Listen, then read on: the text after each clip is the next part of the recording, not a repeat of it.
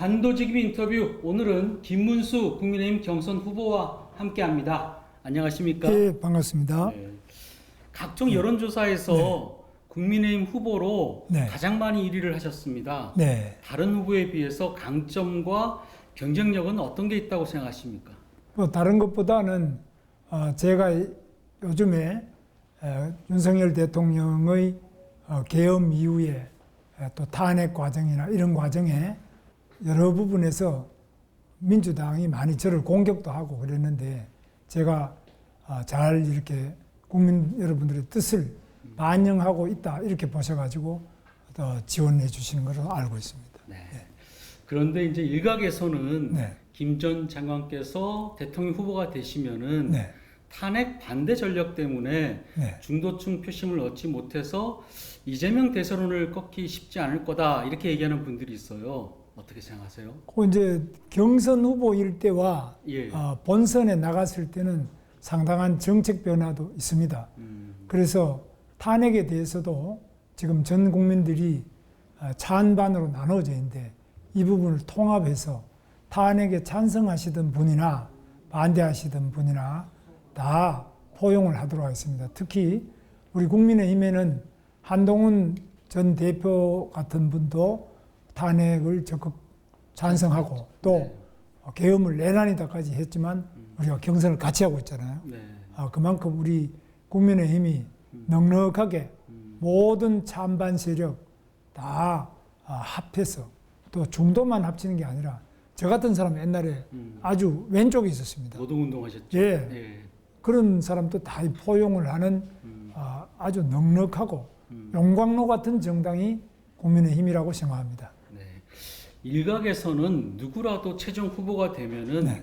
윤석열 전 대통령과 거리두기를 하지 않겠느냐 네. 이렇게 예측하시는 분도 있어요. 그렇게 생각하십니까? 네, 거리두기라는 거는 뭐 지금 또 저 같은 경우도 제가 고용노동부 장관으로 대통령을 모시고 있을 때보다는 지금 거리가 생겼죠. 그러니까 지금 현직에 안 계시기 때문에 거리가 있겠습니다만은 일부러 의도적으로 뭐 거리를 둔다 이런 게 아니라 위치도 다르고 상황도 지금 많이 빠르게 바뀌고 있기 때문에 그렇게 표현하시는데 뭐 인간관계야 그렇게 쉽게 잘 바꾸고 이렇게 되는 것이 어렵다고 봅니다. 네. 만약에 3차 경선이 이루어지면은 최종 후보 이제 두 분이 이제 올라가시게 되는데 네. 한 분은 당연히 이제 김 후보가 예. 올라갈 거라고 생각하실 거고 네. 다른 한 분은 어떤 분이 올라갈 거라고 예측하십니까? 그건 뭐 제가 예측하기는 좀 어렵습니다만은 어느 분이 오시든지 간에 저는 잘 모시고 아주 페어플레이 경선을 해서 국민 여러분들께서 느끼는 국가 위기 또 민생의 어려움을 해결하는 그런 멋진 플레이를 한번 보여드리겠습니다. 네. 예측이 어렵다면은 한동훈, 홍준표, 안철수 후보 중에서 네. 어느 분이 올라오는 게 좀 유리합니까?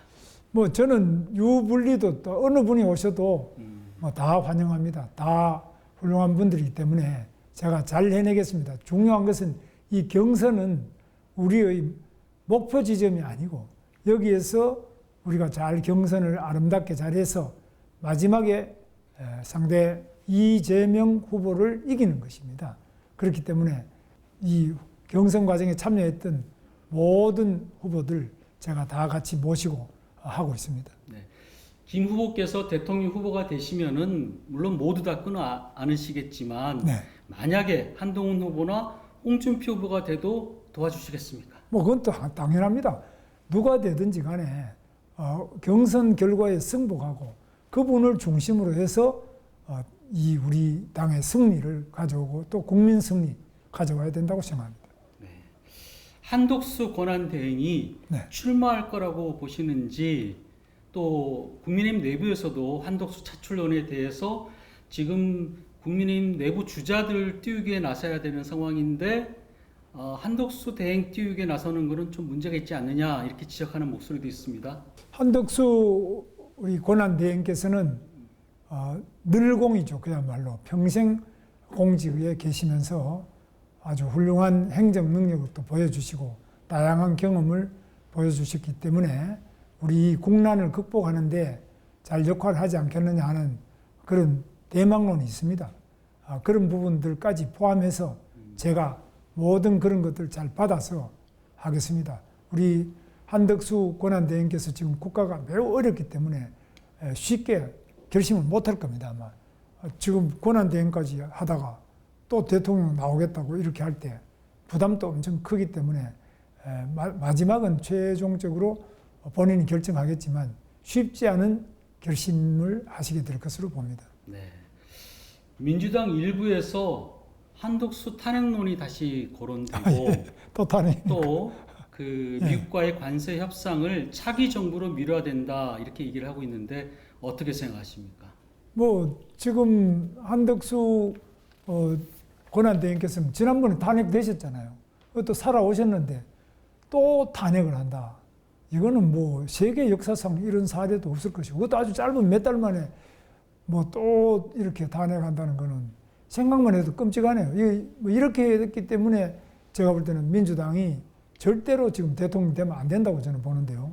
나라를 이거는 다 부수고 무너뜨리는 것이지 나라를 올바로 발전시키려고 한다면 한덕수 후보에 대해서는 미안하게 생각하고 또 본인들이 오히려 나서서 잘 보호를 해드려야 될 뿐인데 탄핵하겠다 이런 건 말이 안 되고요.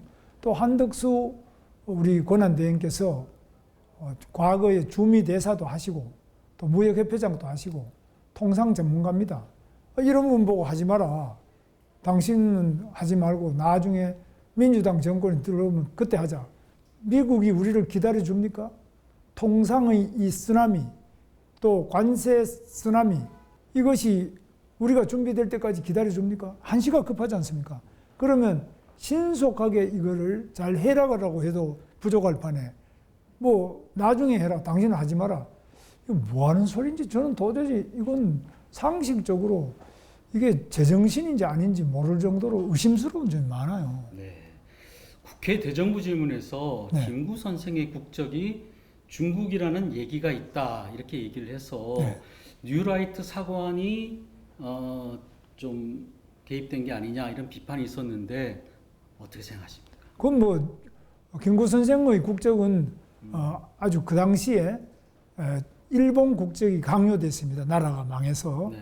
근데 그 일본 국적을 거부하고 이 이름도 바꾸신 분이고 다른 많은 상해 임시정부 요인들이 중국 국적을 가졌지만 그것이 뭐 본인이 뭐 중국인이 되는 것도 아니고요.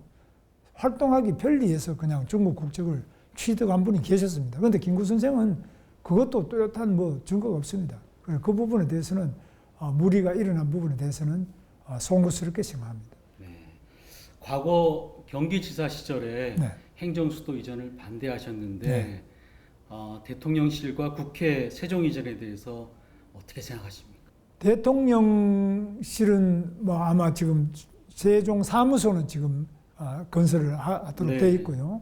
국회도 전부 다 옮기는 것이 아니라 현재는 세종부는 이렇게 옮기는데 우리 당의 지금 공약은 국민의힘에서는 국회를 전부 다 옮기겠다. 이까지 공약이 되어 있습니다. 그래서 그건 필요하다면은 뭐 얼마든지 옮길 수 있는 것이 가능하고요. 또 실제로 너무 이렇게 나누어져 있다 보니까 효율성이 없습니다. 그래서 국회도 각 정부 부처도 대통령도 모두 통합해서 한 곳에서 업무를 효율적으로 하는 것이 좋다면은 그런 방안은 충분하게 잘 해낼 필요가 있고 이 부분은 앞으로 당하고도 이야기를 해서 잘 결정하도록 하겠습니다. 네. 당이 국회 완전 이전을 만약에 결정을 최종적으로 하면은 거기에도 따르실 의향도 있으시다. 그렇습니다. 네. 충분하게 논의해서 같이 해나가야 된다고 생각합니다. 네. 한국 경제의 가장 큰 문제점으로 과도한 노동법이 기업의 발목을 잡는다 이렇게 얘기를 하셨는데 네.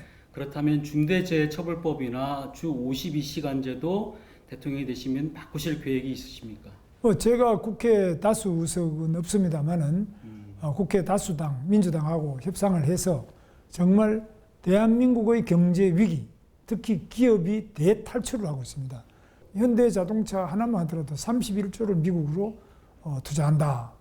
이런 상태에서 우리 노동법이 과연 이 상태로 네. 기업을 잡아둘 수 있겠느냐, 아니면 기업을 다 내쫓아서 외국으로 내보내느냐, 이런 부분에서 심각한 성찰이 필요하고 지금 이런 점에서는 여야가 없다. 기업이 다 해외로 나가면 우리 젊은 분들 취업을 어디다 갑니까? 우리 젊은 청년들이 대학을 졸업하고 12개월이 돼도 취업을 할까 말까 하고요. 평균은 12개월입니다. 그리고 아예 쉬었음 청년, 뭐 일자리도 안 구하고 또 공부도 안 하고 그냥 집에서 쉬었음 청년이 50만 명이 넘습니다. 이게 계속 늘어나고 있습니다. 이 상태로는 안 되지 않습니까? 어떻게 하든지 우리 대한민국 기업이 해외로 안 나가고 또 외국 기업도 한국에 가야 장사가 잘 된다. 돈을 벌 수 있다. 가보자. 이렇게 만들어줘야 오지. 지금 한국 오면 전부 다 감옥 간다. 이재용 삼성 회장도 감옥 갔고, 자 최태원 SK 회장도 감옥 갔고, 신동빈 롯데 회장도 감옥 갔다. 한국 가면 저 큰 자국 기업도 다 감옥 가는데 우리 같은 외국 기업은 뭐 누가 사고만 좀 나면 중대재해처벌법에다 잡아놓고 누가 오겠느냐. 그래서 외국 기업의 뭐 미국 상공회의소 회장 제임스 킴이 있는데요. 네. 이분들 말씀 들어보면 가장 문제가 다국적 기업이 왜 한국에 오지 않느냐. 조건이 매우 좋잖아요. 우리 일본도 가깝고 중국도 가깝고 아주 위치가 좋은데 왜 싱가포르까지 가는데 싱가포르는 5천 개의 다국적 기업의 아시아 본부가 있습니다. 그런데 한국은 100개밖에 없어요. 우리가 훨씬 큰 나라고 좋은 나라인데 왜 안 오느냐. 한국 가면은 기업인들을 감옥 갈 수 있다. 굉장히 걱정을 하고 있습니다. 네. 그래서 안 오는데 이거 올 수 있도록 우리가 고쳐야 됩니다. 노동계에서 강력하게 반발할 텐데 어떻게 대응하시겠습니까? 노동계에서는 뭐 일부 민주노총의 일부가 반발하는 게 있습니다. 나머지 뭐 반발하는 게 없습니다. 그래서 제가 경제사회노동위원장도 하고 고용노동부 장관도 했습니다. 그래서 누구보다도 제가 노동 현장의 구석구석, 노동조합의 구석구석을 잘 알고 있기 때문에 얼마든지 대화도 잘 되고 있고 누구보다도 가장 노동조합에 도움이 되는 후보다는 걸 알고 있습니다. 한번 물어봐 주시면 틀림없을 겁니다. 네, 알겠습니다. 오전 9시부터 오후 5시까지 노인들에게 버스를 무료로 탈 수 있도록 하겠다 공약하셨는데 네. 뭐 노인들에게 그 정도 할 수 있지 않느냐 하는 찬성 의견도 있지만 또 막대한 재정 적자를 시민 세금으로 충당해야 하느냐 하는 반대 의견도 있습니다. 어떻게 보십니까? 뭐 우리 어르신들이 지하철은 무료지 않습니까? 근데 이 지하철은 대도시밖에 없어요. 지방이나 이런 데는 지하철이 없는 데는 상대적으로 상당히 혜택이 없지 않습니까? 그래서 국가적으로도 지하철이 안 다니는 중소도시나 지방에도 노인들이 교통 이동의 편의가 충분할 수 있도록 지원하는 것이 이게 국가와 지방자치단체 해야 될 일이고 그 점에서는 돈을 좀 써야 된다고 생각합니다. 오늘 발표한 정책을 보면은 요금 비율을 장기적으로 30%까지 올리고 또 군 가산점제를 부활하겠다 하셨는데 군 전력 약화를 가져올 수 있고 또 여성 취업난을 가중시킬 수 있다 이런 지적도 있습니다. 여군이 비율이 높아져야 된다는 것은 우리 대한민국의 젊은 인구가 점점 줄어가지고 이 역피라미드 아닙니까? 네. 해마다 이게 줄어들고 있는데 그러면 앞으로 우리 군이 최소한도 30만 원 유지가 돼야 되는데 이 군을 어떻게 유지할 거냐. 그것은 모병을 해도 30만 원 유지하기 어려운 상태로 다가오는데 그렇다면은 여성들도 참여시켜야 되는데 여성들을 마찬가지 징병제로 갈 거냐. 네. 이건 아주 많은 논의가 필요하다고 봅니다. 그렇다면 여성들도 비전투 분야, 그렇게 크게 어렵지 않은 분야에서 여성들이 뭐 예를 들면 행정, 전산 뭐 여러 가지 부분에서 할 수 있는 부분을 많이 그렇게 만들어 가지고 이분들이 전문 사관들이 부사관들이 와가지고 일을 할 수 있게 만들어 나가는 것이 우리 군의 전력을 유지하는데 필수 불가결한 요소라고 보고 이 부분에 대해서는 앞으로 추진을 계속 해 나가도록 하겠습니다. 네. 김 후보께서 대통령이 되시면은 부동산 규제가 좀 풀릴 거라고 시장에서 많이 예측하고 있습니다. 네. 실제로 풀 계획이 있으신지 또 그럴 경우에 집값 상승을 우려하는 목소리도 있는데 어떻게 대응하시겠습니까? 지금 이제 집값은 아시는 것처럼 제일 문제가 뭐냐? 첫째는 땅값이고요. 두 번째는 자재비고, 세 번째는 인건비고, 이런 것이고, 나머지 어느 곳이 집값이 비싸냐 하는 것은 전부 교통하고 관계되어 있습니다. 두 번째 교육이고 이런데, 이런 부분에서 지방이 교통이 더욱 편리하게 만들겠습니다. 예를 들면 수도권에 GTX 같은 게 있다면은 파주 같은 데 먼 데서도 서울역까지 20분 내로 도착합니다.